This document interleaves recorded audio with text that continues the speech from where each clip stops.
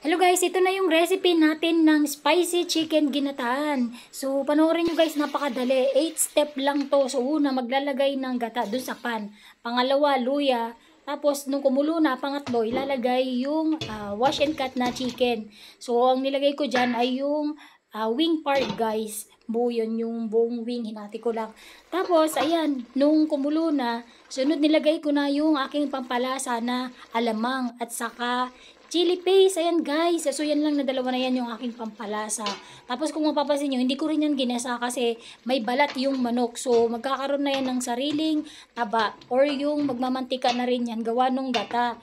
So ganyan lang kadali guys. Tapos syempre lulutuin at yung huling nilagay ko ay yung durog na paminta para dagdag pampalasa. So lulutuin yan guys. So yan yung pang-apat, pang-lima, pang-anim at ang pang-pito ay kailangan haluin mo at sunod. Tapos kailangan paigayin. So ganyan lang kadali. Iluto yan guys na recipe. Spicy chicken ginataan. As in, talaga napakasarap. Try nyo din to kapag napanood nyo tong video na to. Try nyo at must try talaga. Recommended na i-try nyo. At siguradong, ayan o, diba?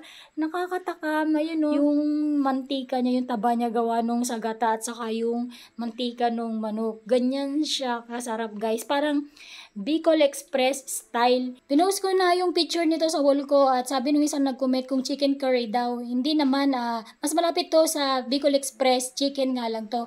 Kain tayo guys, namin to. Thank you for watching. God bless everyone. Bye!